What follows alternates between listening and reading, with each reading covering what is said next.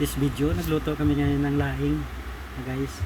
Tapos meron kami na tuyo, di ba? Pusit at saka yung daing, guys. Ito guys yung dala namin to guys, galing probinsya na laing. Yan guys, oh. Hindi namin to punit-punit na ano. Di ba? Yan siya, di ba? Buo pa siya nga dahon talaga na laing. Kaya, tapos linuto namin siya sa gata, guys. Tapos napakasarap. Tapos yung lahukan namin siya ng tuyo din na ano, nahipon, guys. Oh, di ba? Tapos yung daing. Napakasarap, match na match yung dalawa. Talagang ano siya, talagang magka-partner po talaga yung dalawa. Oh, di ba? May dessert tayong mangga, guys, oh. Kasama ko yung misis ko, guys. Nagtatago lang siya.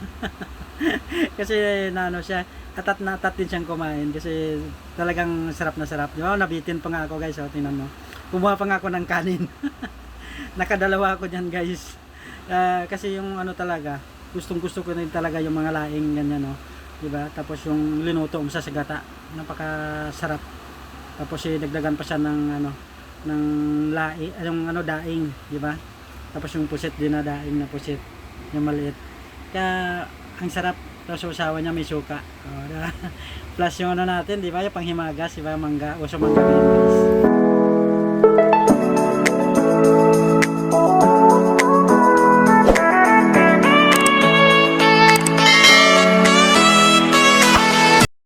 Magandang araw, welcome to my channel.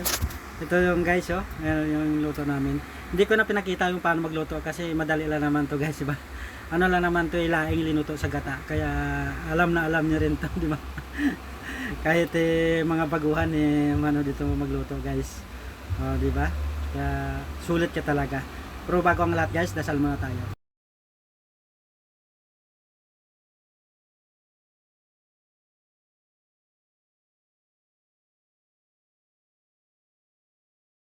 Ito na sa guys, tapos na tayo ng pagpasalamat kay God, pagdasal natin, di ba? Kasi meron na naman tayong ano, pagsasaluhan, di ba? O yung mga mahihilig sa mga ganito mga pagkain, guys, shout out sa inyong lahat, yun, no? Kasama ko yung misis ko, di ba? Gustong-gusto na rin ganitong ulam, guys, kaya pag ano namin, pag-uwi namin sa probinsya, pagbalik namin, talagang nagdala talaga siya ng laing, di ba? Buo yan siya, guys, hindi naging pinunit-punit pa, diba? Tulad sa palengke, pupunit-punitin pa. Yung sa amin hindi na, buo na talaga, tapos pinatuyo lang. Tapos pagluto, buo pa rin. Kasi madudurog lang naman diba? Kaya kuwan talaga, lulutuin naman sa gata, oh, diba? Alam nyo naman kung paano lulutuin, kaya hindi ko na pinakita sa simula. Pagkain na lang, diba? Mahalaga yung kakainin na, diba? Oh, diba? Kasama ko yung misis ko, diba? Sabi na yung camera sa'yo na lang focus, wag mo na lang ako isama kasi diba? Ayaw niya nga makita yung sinusubo niya, diba? Kasi kwan din siya, atat na atat din siya kumain na. Kasi kwan tala yun sa guys, paborito na rin kasi yung ano na yung gulay. Mas lalo yung ano, diba? Meron siyang yung ano, yung tuyo, diba? Talagang kwan talaga siya, bagay talaga yung dalawa na yan, diba? Kaya lang, ang ano lang dyan, napaparami ka talaga ng kain. Kung hindi mo talaga siya makontrol, maparami kain mo, di ba? Kasi sa tuyo pa lang din naman, masarap din naman, ano, tapos match yung malinamnam yung gata. Talagang, ano, dalawang nyug yan, guys, yung yun, ano namin, di ba? Kung mayroon pa akong, nabubulunan na nga ako, guys. Lalaki ng subo ko kasi. Kaya, tapos siyempre, walang ganong sabaw, kasi ano yan di ba, laing. Kaya wala siyang ganong sabaw lulutuin, di ba? Kwan talaga siya. Ano ka talaga? Laking subo, di ba? At siyempre, walang sabaw, wala kang mahihigop. Kanin lang at saka yung ano. Pero ano, masarap talaga. Kaya kung mga mahilig kayo sa mga ganito, guys, pati yung unang gata, yun ang sabaw, masarap Talagang ano talaga sa, tapos medyo maalanghang kunti. Ako, sigurado ka talaga. Talagang hindi mo talaga ano, hindi ka talaga tumigil pag hindi ka busog na busog talaga. Ako nga din talagang kumuha pa ako ng kanin, di ba? Ano ka talaga, di ba?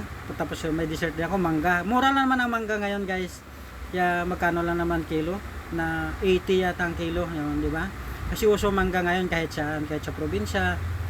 uso mangga ngayon, kaya ano ka talaga, mura din naman pag basta uso na, diba?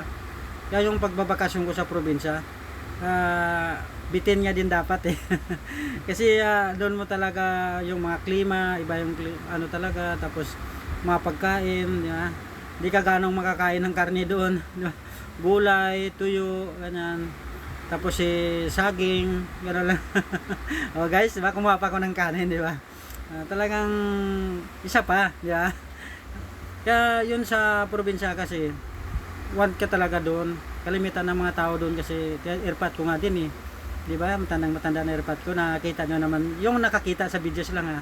Talaga ano talaga siya, naaano lang ko sa kanya pag inaatake siya ng hapo. Yung ano ba, yung hika ba tawag dito? Pag hinahapo siya talagang nakakaawa kasi siyempre matanda na. Ganon yung mga sakit ng mga matatanda sa probinsya. Pag medyo matanda na yung nahapo siya, hinihika, di ba? Parang kuwan siya. Kaya kailangan mo talaga yung ano tawag nila yun, nebulizer. Nebulizer ba yun? Basta yun na yun, di ko naman.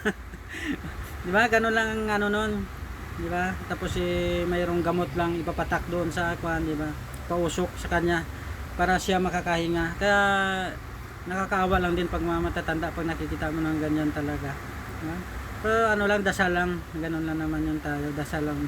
Wala naman imposible sa Diyos eh, di ba? Pag nagdadasal ka pinapakinggan naman niya yan eh.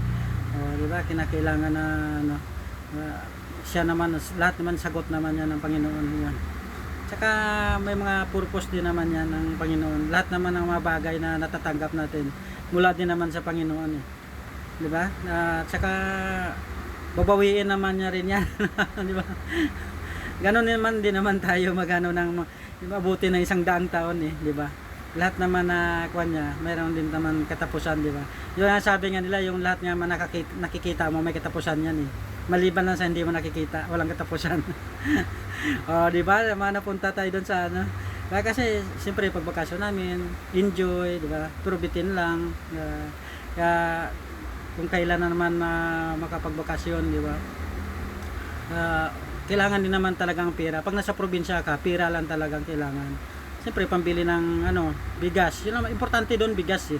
Pag nasa probinsya, kuhan ka talaga doon. Ang mahal ng pamasahe doon. Mas mahal pa kumpara dito sa syudad. Kaya, kuhan talaga doon.